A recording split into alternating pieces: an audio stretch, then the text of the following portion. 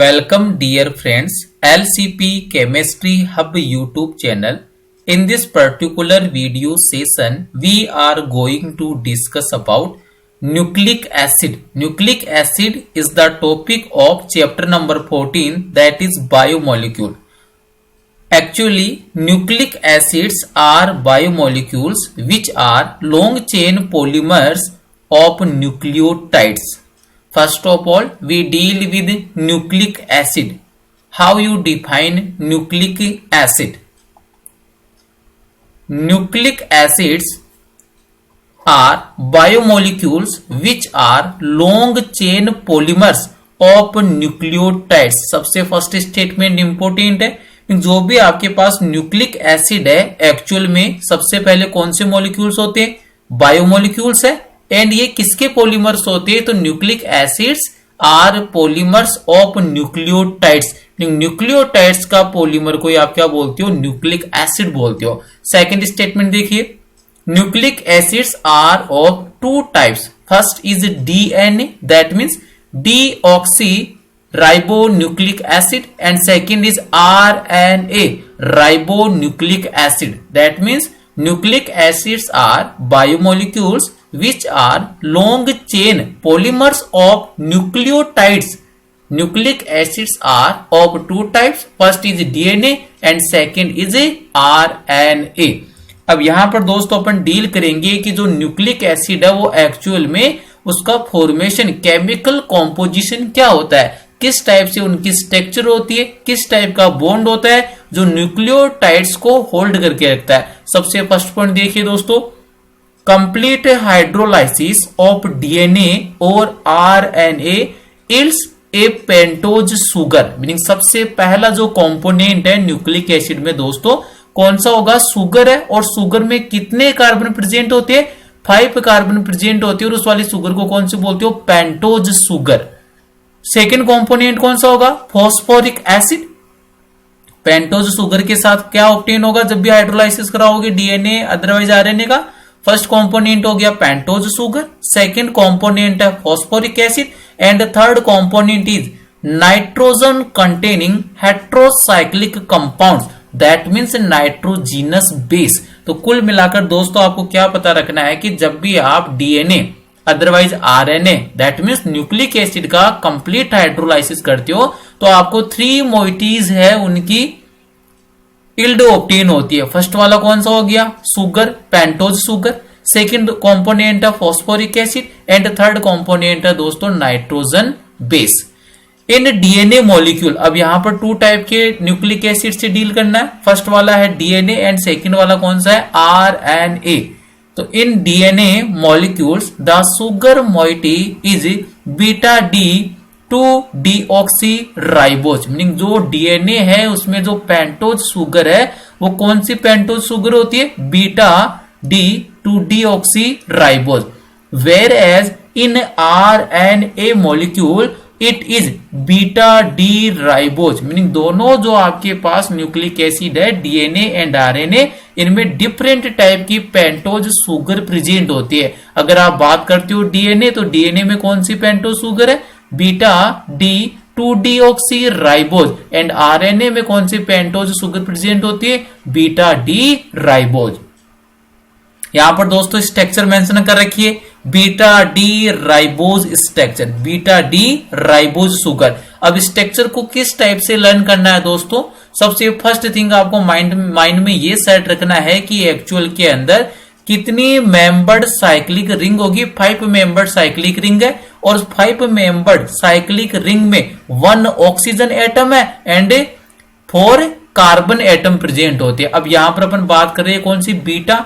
Beta का meaning क्या है कि कार्बन नंबर 1 है, इस पर जो हाइड्रोक्सिल ग्रुप है वो अबाउ द प्लेन प्रेजेंट होता है, मतलब टॉप साइड पर मेंशन करना है। तो दोस्तों यहां पर जब भी फर्स्ट वाले कार्बन पर हाइड्रोक्सिल ग्रुप टॉप साइड पर प्रेजेंट हो तो ये कौन सा आइसोमर होता है? बीटा। अगर इसी को आपको अल्फा बनाना है तो अल्फा में हाइड्रोक्सिल ग्रुप है वो कहां पर आ जाएगा? डाउन साइड में आ जाएगा।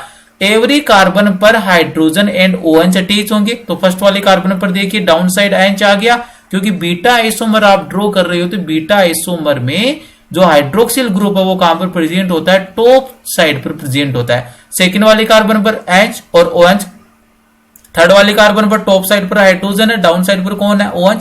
फोर्थ जो कार्बन है उस पर अटैच रहता है 1 हाइड्रोजन एंड हाइड्रोक्सिल ग्रुप किसके साथ अटैच रहता है, CH2 ग्रुप के साथ। तो दोस्तों ये वाली स्ट्रक्चर कौन सी होगी, बीटा डी राइबोज।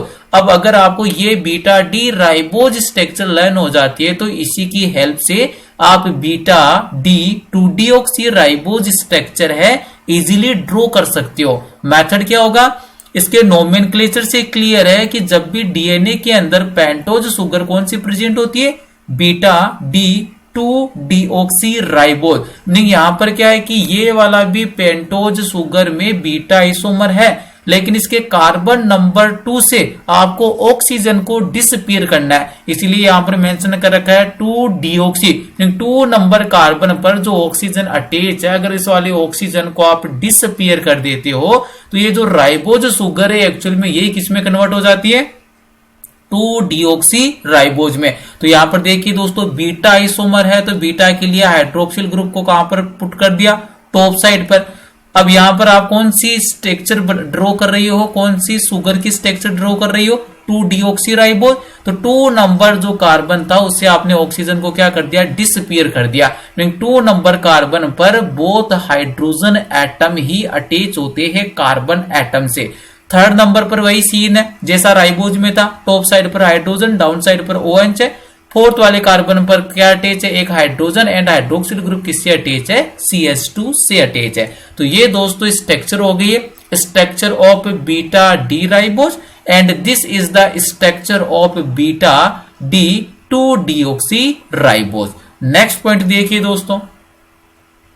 अब दोस्तों यहां पर एक इंपॉर्टेंट थिंग है कि जब भी आपने ये बोला है कि न्यूक्लिक एसिड है वो एक्चुअल में पॉलीमर किसका होता है, न्यूक्लियोटाइड का पॉलीमर होता है। और न्यूक्लियोटाइड का जब भी आप हाइड्रोलाइसिस करोगे तो आपको कौन कौन से कंपोनेंट ऑब्टेन होंगे, सबसे पहला होगा नाइट्रोजिनस बेस, सेकंड कंपोनेंट हो गया दोस्तों शुगर और थर्ड कंपोनेंट हो गया phosphoric acid that means phosphate. तो 3 कंपोनेंट है, जब ये कंबाइन होंगे तभी किसका फॉर्मेशन होगा, न्यूक्लियोटाइड का फॉर्मेशन होगा। और जब भी आप न्यूक्लियोटाइड को हाइड्रोलाइज करोगे उस कंडीशन में आपको नाइट्रोजिनस बेस ऑब्टेन होगा, इसके साथ पेंटोज शुगर ऑब्टेन होगी और इसी के साथ phosphoric acid that means phosphate obtain होगा। अब यहाँ पर 2 टर्मिनोलॉजी है, इसको इजीली अंडरस्टैंड कीजिए। फर्स्ट टर्मिनोलॉजी है दोस्तों कौन सी, न्यूक्लियोसाइड। तो न्यूक्लियोसाइड का फॉर्मेशन कब होगा दोस्तों, जब नाइट्रोजिनस बेस से पेंटोज शुगर कंबाइन होगी तब किसका फॉर्मेशन होता है, nucleoside. That means nucleoside is the combination of nitrogen base and pentose sugar. अब अगर मान लीजिए आपको न्यूक्लियोटाइड का फॉर्मेशन करना है तो आप इसको किस टाइप से मेंशन कर सकते हो, न्यूक्लियोसाइड प्लस फॉस्फेट, क्योंकि न्यूक्लियोसाइड के अंदर कौन कौन से कंपोनेंट प्रेजेंट है, नाइट्रोजिनस बेस है और इसके साथ साथ कौन प्रेजेंट है, पेंटोज शुगर प्रेजेंट है।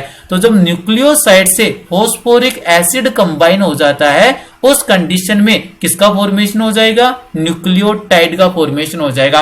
और एक्चुअली जो न्यूक्लिक एसिड है दोस्तों वो किसके पॉलीमर होते हैं, न्यूक्लियोटाइड के पॉलीमर होते हैं। तो 1 मार्क्स के अंदर ये डायरेक्ट आपसे मेन बोर्ड एग्जाम के अंदर ये आपके मेन पेपर में रिफ्लेक्ट हो सकता है, what is nucleoside and what is nucleotide. तो nucleoside is the combination of nitrogenous base and sugar, whereas nucleotide is the combination of nucleoside and phosphoric acid। अब इनका फॉर्मेशन किस टाइप से होता है, यहाँ पर जो शुगर कौन सी होती है दोस्तों, पेंटोज शुगर। तो पेंटोज शुगर से ये जो नाइट्रोजन बेस है ऑलवेज 1 नंबर वाले कार्बन पर अटैच होगा।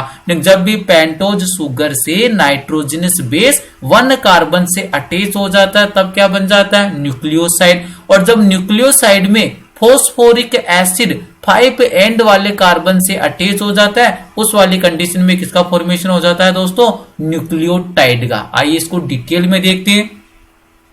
सबसे पहला पॉइंट देखिए, a unit formed by the attachment of a base to 1 and position of sugar is known as nucleoside.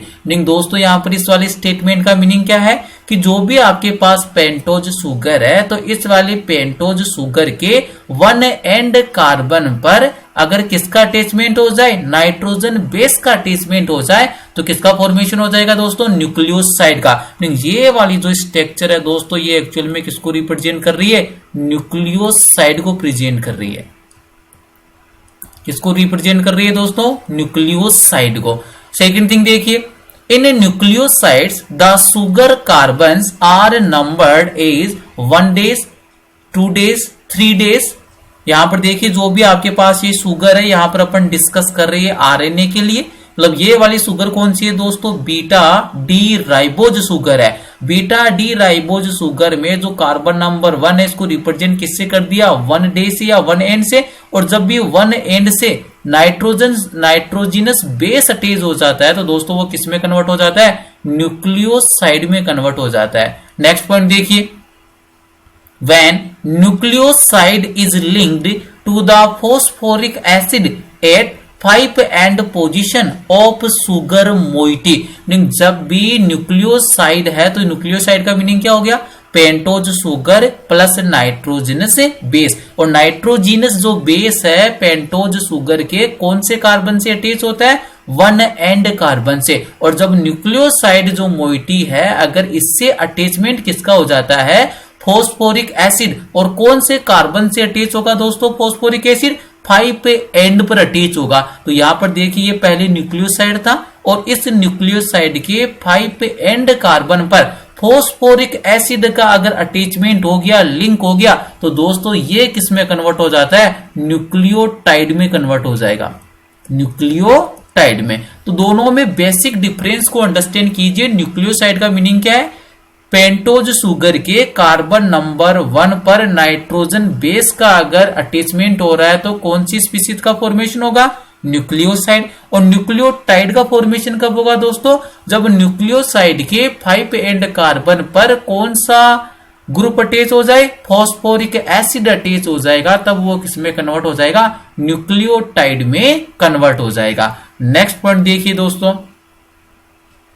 Nucleotides are joined together by phosphodiester linkage. ये important linkage है दोस्तों, कई बार आपके बोर्ड एग्जाम के अंदर डायरेक्ट रिफ्लेक्ट होता है। यहां पर जो भी न्यूक्लियोटाइड है तो उन न्यूक्लियोटाइड के मिड में कौन सा लिंकेज प्रेजेंट होता है जो रेस्पॉन्सिबल होता है न्यूक्लिक एसिड के फॉर्मेशन के लिए। तो दोस्तों ये लिंकेज का नोमेनक्लेचर आपको लर्न करना है। जिस टाइप से प्रोटीन में पेप्टाइड बॉन्ड था, कार्बोहाइड्रेट के अंदर ग्लाइकोसाइडिक बॉन्ड था, उसी टाइप से दोस्तों न्यूक्लिक एसिड में जो न्यूक्लियोटाइड के मिड में कौन से बॉन्ड का फॉर्मेशन होता है, फोस्फोडाइईस्टर बॉन्ड का फॉर्मेशन होता है, अदरवाइज फोस्फोडाइईस्टर लिंकेज का फॉर्मेशन होता है। बड़ा इंपॉर्टेंट थिंग है दोस्तों ये।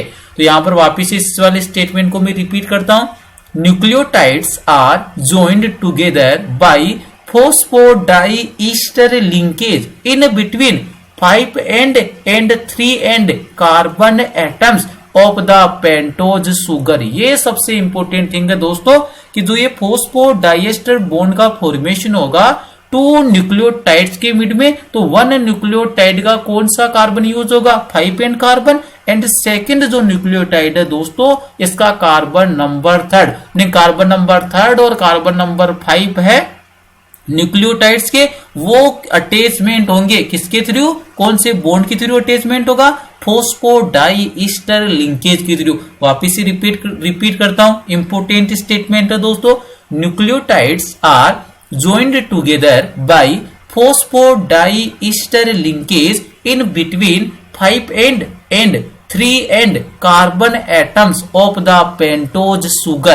The formation of a typical dinucleotide is shown। यहां पर आपको एक डाइन्यूक्लियोटाइड उसका फॉर्मेशन किस टाइप से हो रहा है वो वाला यहां पर रिप्रेजेंट किया गया है। तो दोस्तों ये देखिए सबसे पहले पेंटोज शुगर, इसके 1 end कार्बन, ये वाला कार्बन कौन सा है दोस्तों 1 end, और ये वाला कार्बन कौन सा है दोस्तों 5 end कार्बन। सेम थिंग देखिए ये वाला सेकंड न्यूक्लियोटाइड है और सेकंड न्यूक्लियोटाइड के साथ भी बेस कौन से कार्बन से अटैच होता है ऑलवेज 1 end कार्बन से, और जो फॉस्फोरिक एसिड है ये कौन से कार्बन से अटैच होगा 5 एंड कार्बन से। तो ये फर्स्ट न्यूक्लियोटाइड है और ये कौन सा हो गया, सेकंड न्यूक्लियोटाइड। अब यहाँ पर दोस्तों जो न्यूक्लियोटाइड यूनिट्स है वो फॉस्फोडाइईस्टर लिंकेज बॉन्ड के थ्रू क्या होती है, कनेक्ट होती है और किसका फॉर्मेशन हो जाता है इस टाइप से, पॉलीन्यूक्लियोटाइड। और एक्चुअल में जो पॉलीन्यूक्लियोटाइड है दोस्तों वही किसका फॉर्मेशन करेगा, न्यूक्लिक एसिड का फॉर्मेशन करेगा। सबसे इंपॉर्टेंट थिंग क्या है दोस्तों यहाँ पर कि जो बेस होता है वो पेंटोज शुगर के 1 एंड से अटैच होगा, फॉस्फोरिक एसिड है वो 5 एंड कार्बन से अटैच होगा। और जब बात आएगी फॉस्फोडाइस्टर लिंकेज की तो 1 न्यूक्लियोटाइड का जो पेंटोज शुगर है उसके कौन सा कार्बन फॉर्मेशन में पार्टिसिपेट करेगा, 3 एंड। ये देखिए 1 एंड, ये वाला कार्बन हो गया दोस्तों 2 एंड और ये वाला कार्बन दोस्तों कौन सा है, 3 एंड कार्बन। सेम टाइप से सेकंड जो न्यूक्लियोटाइड होगा दोस्तों उसका कौन सा कार्बन पार्टिसिपेट करेगा। अगर फर्स्ट न्यूक्लियोटाइड में पेंटोज शुगर का 3 एंड पार्टिसिपेट कर रहा है तो सेकंड न्यूक्लियोटाइड है दोस्तों उसका कौन सा कार्बन एटम पेंटोज शुगर का पार्टिसिपेट करेगा, 5 एंड। तो यहां पर दोस्तों जो फॉस्फोडाइएस्टर बॉन्ड का फॉर्मेशन होगा वो किन किन के मिड में होगा, पेंटोज शुगर के 5 एंड कार्बन एंड जो अदर आपके पास न्यूक्लियोटाइड है उसका 3 एंड कार्बन पेंटोज शुगर, इन्हीं के मिड में किसका फॉर्मेशन होगा दोस्तों, फॉस्फोडाइईस्टर बॉन्ड का फॉर्मेशन होगा। किस टाइप से फॉर्मेशन होगा दोस्तों यहां पर देखना इजीली, ये यहां पर जो O को नेकेड फॉर्म के अंदर मेंशन कर रखा O नेगेटिव, तो दोस्तों यहां पर एक्चुअल में कौन प्रेजेंट होता है फॉस्फोरिक एसिड में, H। क्योंकि एक्चुअल में दोस्तों फॉस्फोरिक एसिड का फॉर्मूला क्या होता है, H3PO4 होता है। दोस्तों क्या फॉर्मूला होता है, H3PO4। इसी को कौन सा एसिड बोलते हो, फॉस्फोरिक एसिड बोलते हो। तो यहां से देखिए किस टाइप से सीन क्रिएट होगा, इसको डिफरेंट पेन से मैं शो कर रहा हूं।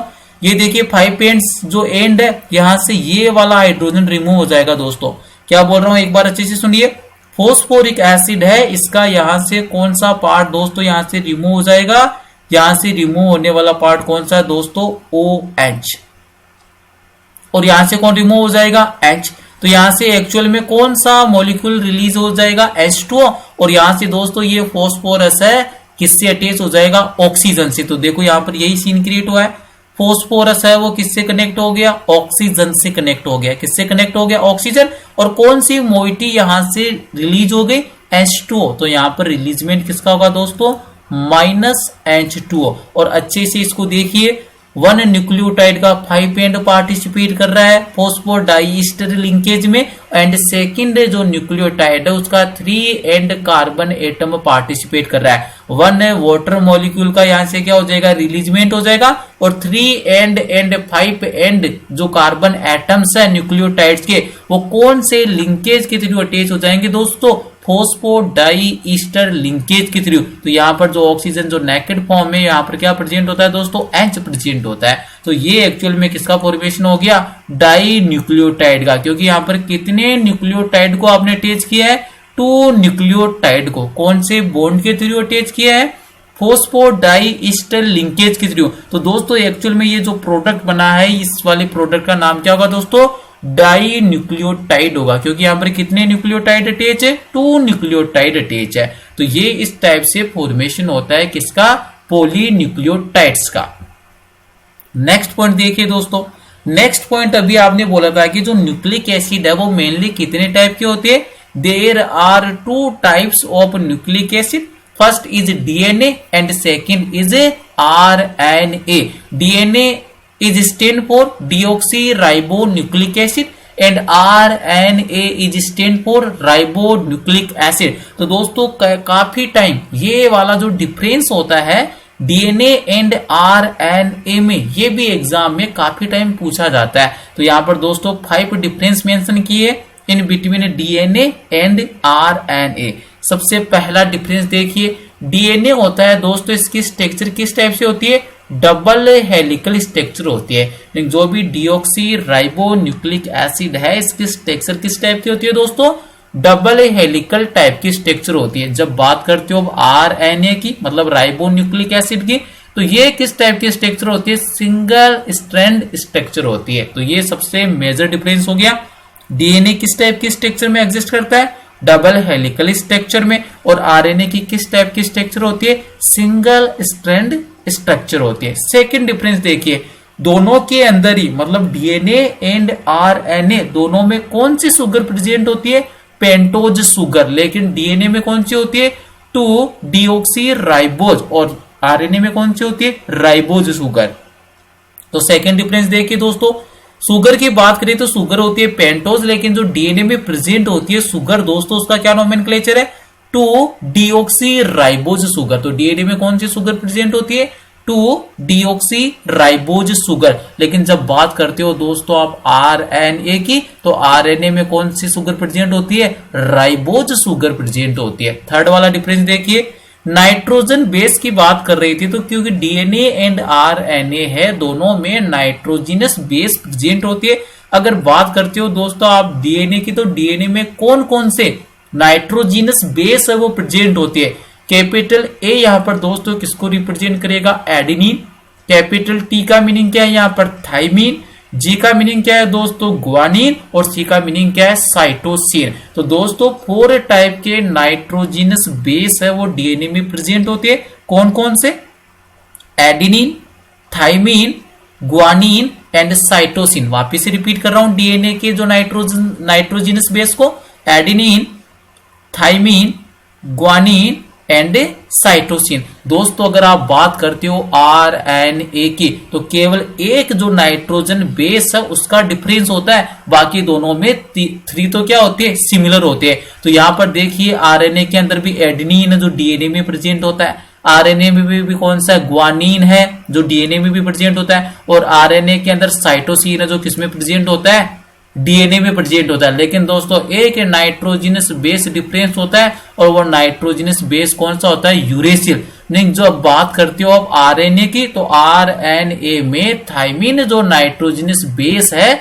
उसकी जगह कौन सा प्रेजेंट होता है, यूरेसिल प्रेजेंट होता है। तो ये हो गया दोस्तों आपके डिफरेंस नंबर 3। डीएनए में adenine, thymine, guanine and cytosine nitrogenous base present होते हैं। लेकिन जब बात करते हो आप आरएनए की, तो वहां पर adenine, uracil, guanine and cytosine nitrogenous base present होते हैं। नेक्स्ट देखिए दोस्तों, property of replication, meaning DNA की प्रॉपर्टी कौन सी है दोस्तों, रेप्लिकेशन की प्रॉपर्टी है। और रेप्लिकेशन का मीनिंग क्या होता है दोस्तों, डीएनए के थ्रू किसका फॉर्मेशन होता है, डीएनए। ये पता रखना, जब भी डीएनए से डीएनए का फॉर्मेशन हो जाता है, ये देखिए दोस्तों डीएनए से किसका फॉर्मेशन हो रहा है, डीएनए का। इसको कौन सी प्रॉपर्टी बोलते हो, रेप्लिकेशन बोलते हो। इसी को क्या बोलते हो, रेप्लिकेशन। तो एक बात आपको माइंड में सेट करके रखनी है कि जो डीएनए होता है इसमें कौन सी प्रॉपर्टी होती है, रेप्लिकेशन की। प्रॉपर्टी ऑफ रेप्लिकेशन किसमें प्रेजेंट होती है, डीएनए में। यहां पर आरएनए है वो रेप्लिकेट नहीं कर सकता, तो मीनिंग यहां पर do not replicated, meaning RNA do not replicate. Last वाला डिफरेंस देखिए, लास्ट वाला जो डिफरेंस दोस्तों इनके फंक्शन से रिलेटेड है। डीएनए का क्या फंक्शन होता है बॉडी में, और आरएनए है इसका क्या फंक्शन है बॉडी में।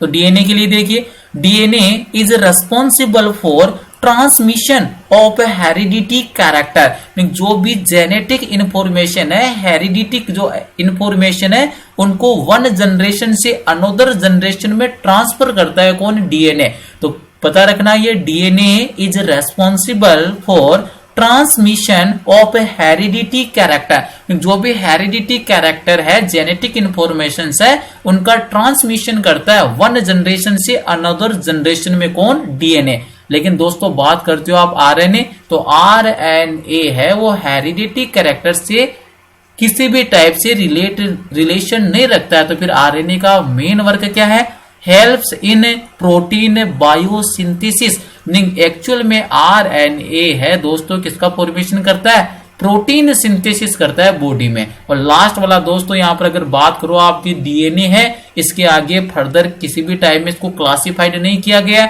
लेकिन दोस्तों जो आरएनए होता है इसको आप फर्दर क्लासिफाइड कर सकते हो कितने टाइप में, 3 टाइप के अंदर। कौन कौन सी टाइप है दोस्तों आरएनए की, तो यहाँ पर मैं मेंशन कर रहा हूं आरएनए को फर्दर क्लासिफाइड किया जा सकता है 3 कैटेगरीज में। सबसे पहली वाली कैटेगरी है दोस्तों एमआरएनए। एमआरएनए की कंप्लीट फुल फॉर्म क्या हो जाएगी, मैसेंजर आरएनए। सेकेंड वाला दोस्तों इसका फॉर्म कौन सा हो जाएगा, tRNA। टी का मीनिंग हो जाएगा दोस्तों ट्रांसफर RNA, ठीक है, ट्रांसफर RNA। और थर्ड वाली दोस्तों इसकी जो फॉर्म होती है, थर्ड वाली फॉर्म कौन सी होती है, rRNA, मतलब राइबोसोमल RNA। तो यहां पर DNA है उसको फर्दर क्लासिफाइड नहीं किया जा सकता, उसके फर्दर टाइप्स नहीं है, लेकिन दोस्तों RNA है उसको फर्दर क्लासिफाइड किया जा सकता है। कितने टाइप में क्लासिफाइड किया गया है RNA को, 3 टाइप में। फर्स्ट वाला हो गया दोस्तों mRNA, सेकेंड हो गया tRNA और थर्ड वाला हो गया rRNA। mRNA का मीनिंग क्या हो जाएगा, messenger ribonucleic acid, transfer ribonucleic acid, and rRNA का मतलब क्या हो जाएगा दोस्तों, राइबोसोमल राइबोन्यूक्लिक एसिड। तो ये बेसिक डिफरेंस होता है दोस्तों DNA एंड RNA में। एक बार मैं वापस से आपको समराइज करवा देता हूं टोटल न्यूक्लिक एसिड से। तो दोस्तों आज की इस वीडियो सेशन में अपन ने डील किया था न्यूक्लिक एसिड। न्यूक्लिक एसिड सबसे पहली बात क्या होती है, बायोमोलिक्यूल्स है। तो यहाँ पर देखिए क्या मेंशन किया, बायोमोलिक्यूल्स है। और एक्चुअल में ये किसके पॉलीमर होते हैं, न्यूक्लियोटाइड के पॉलीमर होते हैं। कितने टाइप होती है न्यूक्लिक एसिड के, 2 टाइप है। फर्स्ट वाला DNA और सेकंड वाला कौन सा है, RNA है। सेकेंड थिंग दोस्तों अपन ने डील किया था यहाँ पर कि इनका जो केमिकल कॉम्पोजिशन किस टाइप का है। तो जब भी आप न्यूक्लिक एसिड को हाइड्रोलाइज करते हो दोस्तों, 3 कंपोनेंट आपको ऑब्टेन होते हैं। फर्स्ट कंपोनेंट कौन सा है दोस्तों, पेंटोज शुगर है। सेकंड वाला होता है फॉस्फोरिक एसिड और थर्ड वाला होता है नाइट्रोजिनस बेस होता है। फिर बात की दोस्तों यहाँ पर पेंटोज शुगर है, RNA एंड DNA दोनों में डिफरेंट टाइप की प्रेजेंट होती है। जब बात करते हो आप RNA की तो कौन सी शुगर प्रेजेंट होती है, बीटा डी राइबोज, और DNA में कौन सी शुगर होती है, beta D 2 deoxy ribose. Structure किस टाइप से लर्न करोगे ये मैंने आपको शॉर्ट में अंडरस्टैंड करवा दिया। 5 मेंबर्ड साइक्लिक रिंग होती है हेट्रोसाइक्लिक, जिसके अंदर 1 ऑक्सीजन एटम होता है एंड 4 क्या होती है, कार्बन एटम। बीटा आइसोमर का मीनिंग क्या है कि 1 नंबर कार्बन पर हाइड्रोक्सिल ग्रुप है, इसको टॉप साइड पर मेंशन करना है। क्लियर है, तो ये हो गया बीटा डी राइबोज। और एवरी कार्बन पर आपको H एंड OH मेंशन करना है। 5 नंबर जो कार्बन आएगा उस पर कौन अटैच होगा, CH2OH अटैच होगा। लेकिन जैसे आपने DNA वाली पेंटोज शुगर की बात की तो वहां पर 2 नंबर से जो कार्बन है, 2 नंबर कार्बन से इस वाले ऑक्सीजन को क्या करना है, डिसअपियर कर देना है। तो ये देखिए दोस्तों बाकी स्ट्रक्चर सेम रहेगी DNA के अंदर, बस 2 नंबर कार्बन से जो हाइड्रोक्सिल ग्रुप है उसका ऑक्सीजन डिसअपियर हो गया। कौन सी शुगर का फॉर्मेशन हो गया दोस्तों, बीटा डी 2 डीऑक्सी राइबोज। फिर दोस्तों इंपोर्टेंट 2 टर्मिनोलॉजी से डील किया था, न्यूक्लियोसाइड एंड न्यूक्लियोटाइड। न्यूक्लियोसाइड का मीनिंग क्या है दोस्तों, बेस प्लस शुगर, और न्यूक्लियोटाइड का मीनिंग क्या है दोस्तों, न्यूक्लियोसाइड प्लस फॉस्फेट या अदरवाइज फॉस्फोरिक एसिड। अब इंपॉर्टेंट थिंग है दोस्तों, जब भी न्यूक्लियोसाइड का फॉर्मेशन कब होता है, जो भी शुगर है मतलब जो पेंटोज शुगर है इसके 1 एंड से नाइट्रोजन बेस अटैच हो जाएगा तो किसका फॉर्मेशन हो जाएगा, न्यूक्लियोसाइड का।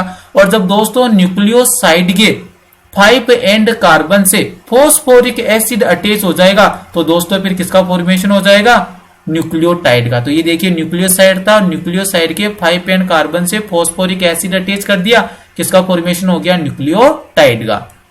नेक्स्ट पॉइंट दोस्तों इंपॉर्टेंट था कि जो न्यूक्लिक एसिड है एक्चुअल में किसका पॉलीमर होता है, न्यूक्लियोटाइड का। और इन न्यूक्लियोटाइड का जो फॉर्मेशन है वो कौन से बॉन्ड के थ्रू होता है, फॉस्फोडाइईस्टर लिंकेज के थ्रू होता है। और किन किन कार्बन एंड के मिड में फॉर्म होता है ये फॉस्फोडाइईस्टर लिंकेज, 1 जो न्यूक्लियोटाइड है उसके पेंटोज शुगर का 3 and carbon and second nucleotide के पेंटोज शुगर का 5 एंड कार्बन। ये दोनों एंड के जो कार्बन है मीनिंग 3 एंड 5 एंड कौन से लिंकेज से कनेक्ट हो जाएंगे, फॉस्फोडाइईस्टर लिंकेज से कनेक्ट हो जाएगी। इसके बाद में दोस्तों डील किया था आपने DNA एंड RNA में, इसमें डिफरेंस आया था। डिफरेंस के अंदर आपने मेनली डील किया था DNA डबल हेलिकल स्ट्रक्चर है, RNA सिंगल स्ट्रैंड स्ट्रक्चर है। DNA में जो शुगर कौन सी थी, 2 डीऑक्सी राइबोज, और RNA में कौन सी पेंटोज शुगर होती है, राइबोज। फिर डील किया था DNA में जो नाइट्रोजन बेसेस है वो एडेनिन, थाइमिन, गुआनिन और साइटोसिन है। RNA में भी सेम होता है लेकिन बस एक चेंज होता है कि RNA में थाइमिन की जगह कौन सा आ जाता है दोस्तों, यूरेसिल आ जाता है। मीनिंग थाइमिन को कौन रिप्लेस कर देता है, यूरेसिल रिप्लेस कर देता है RNA में।